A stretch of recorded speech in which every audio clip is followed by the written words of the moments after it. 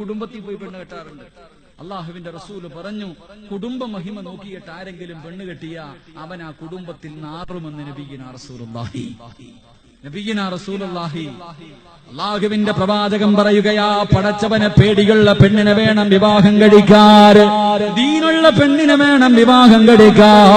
അള്ളാഹുവേ, ദീനുള്ള പെണ്ണിന്റെ കുടുംബത്തിലെ നല്ല മക്കൾ ജനിക്കൂ.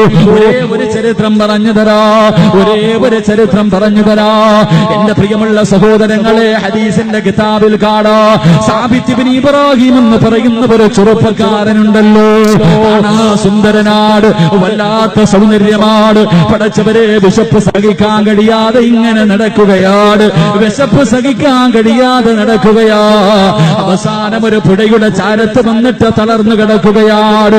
സാബിത്ത് ഇബ്നു ഇബ്രാഹിം എന്ന് പറയുന്ന കാണാനടകുള്ള യുവത്വത്തിന്റെ നടുവിലൂടെ നടന്നു പോകുന്ന ഒരു സുന്ദരനായ ചെറുപ്പക്കാരൻ പടച്ചവരെ വിശപ്പ് സഹിക്കാൻ കഴിയാതെ പുഴയുടെ ചാരത്ത് തളർന്നു കിടക്കുകയാണ്. ആ സമയത്താണ് വെള്ളത്തിലൂടെ ഒരു ആപ്പിൾ ഒഴുകി വരുന്നത്. വെള്ളത്തിലൂടെ ഒരു ആപ്പിൾ ഒഴുകി വരികയാണ്. സാബിത്ത് ഇബ്നു ഇബ്രാഹിം എന്ന് പറയുന്ന ചെറുപ്പക്കാരൻ വിശപ്പിന്റെ കാഠിന്യത്താൽ വെള്ളത്തിലൂടെ ഒഴുകി വരുന്ന ആപ്പിൾ എടുത്തിട്ട് കടിക്കുകയാ. പകുതി കടിച്ചപ്പോഴാണ് ചിന്തിക്കുന്നതല്ലോ, അനുവാദം ചോദിച്ചില്ലല്ലോ പടച്ചവരെ, ഇതാരുടേതാണെന്ന് എനിക്കറിയില്ലല്ലോ പടച്ചവരെ. മഹാനായ സാബിത്ത് ഇബ്നു ഇബ്രാഹിം എന്ന് പറയുന്ന ചെറുപ്പക്കാരൻ ആ പുഴയുടെ ചാരത്ത് പകുതി ആപ്പിള് കയ്യിൽ പിടിച്ചിട്ടിരുന്ന് കരയുകയാണ്. എന്റെ ദുനിയാവും ആഖിറവും നഷ്ടപ്പെട്ടല്ലോ, മരിച്ചുപോയ നരകത്തിലാണല്ലോ.